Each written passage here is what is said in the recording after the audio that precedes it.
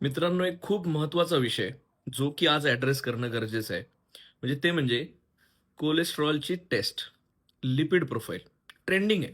खूप style fashion झाली. कोणीही येतंय आणि कोलेस्टेरॉलचा रिपोर्ट घेऊन येतं. पण हा रिपोर्ट कुणी करायला पाहिजे?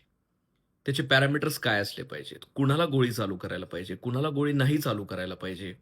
कधी टेस्ट करायला पाहिजे? ह्या सगळ्या गोष्टींना काही नियम आहेत आणि ते चेंज झालेत. ज्या जुन्या गाईडलाईन्स होत्या त्या आता चेंज झाल्यात.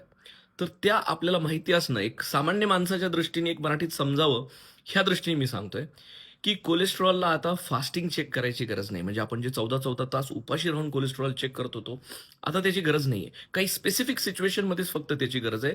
Otherwise 3 hours fasting is okay. म्हणजे 2 तास, 3 तास तुम्ही उपाशी आहात, दॅट इज ओके. दिवसामध्ये कधीही तुम्ही लिपिड प्रोफाइल आता करू शकता. काही स्पेसिफिक सिच्युएशन्स म्हणजे कुठल्या, की ज्याच्यामध्ये फास्टिंग करायला पाहिजे.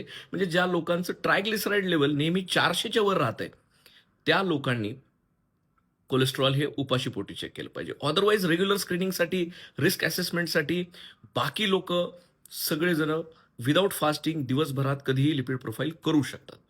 कुणी केलं पाहिजे? गाईडलाईन्सनुसार वयाच्या 18व्या वर्षानंतर प्रत्येक व्यक्तीने वर्ष 2 वर्षांमध्ये आपलं कोलेस्टेरॉल चेक केलं पाहिजे. आजकाल आपण पाहतोय 25व्या वर्षी अटॅक आला, 24व्या वर्षी अटॅक आला, 23व्या वर्षी अटॅक आला, 29 वर्षाचा माणूस मेला. रिस्क असेसमेंट गरजेची आहे. ज्या लोकांचं वजन जास्त आहे, ज्या लोकांचा व्यायाम जास्त नाहीये, ज्या लोकांना फॅमिली हिस्ट्री स्ट्राँग आहे, अशा लोकांनी तर ह्याची स्क्रीनिंग रेग्युलरली करणं गरजेचं आहे. तिसरी गोष्ट, की कुठल्या पॅरामीटरला इलाजाची गरज आहे. बरेच जण येतात, "डॉक्टर मला कोलेस्टेरॉलची गोळी चालू करा. माझं कोलेस्टेरॉल एवढं-एवढं झालंय. माझ्या रिपोर्टमध्ये ते लाल अक्षरात दाखवलंय किंवा त्याला बोल्ड केलंय." मग ते घाबरून येतात. प्रत्येकाला गोळीची गरज नाहीये. मेन ट्रीटमेंट काय आहे कोलेस्टेरॉल कमी करण्यासाठी? लाईफस्टाईल मॉडिफिकेशन, व्यायाम, वजन करणे, आहारावर कंट्रोल ठेवणे.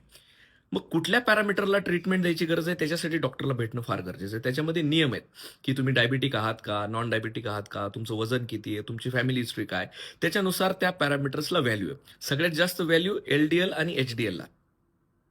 ट्रायग्लिसराईड, टोटल कोलेस्टेरॉल ह्या सगळ्या गोष्टींसाठी पण काही नियम आहेत. पण ते आपल्या डॉक्टरांना विचारल्याशिवाय मनाने कुठलीही गोळी घेऊ नका. आपली गोळी कसं काम करते, किती दिवसाला लिपिड प्रोफाइल परत केलं पाहिजे, त्याच्यावर आपल्या प्रत्येकाच्या इंडिव्हिज्युअल रिपोर्ट्सनुसार त्याचे डिसिजन घ्यायला लागतात आणि ते प्रत्येकाने आपल्या डॉक्टरकडनं घेणं गरजेचं आहे. प्रत्येक आजाराचा इलाज फक्त गोळीच करू शकते असं नाही. काही आजारांसाठी तुम्हाला स्वतःला बदलणंही गरजेचं आहे. म्हणजे गोळ्यांपासून तुम्ही दूर राहाल. मग असं काय आहे?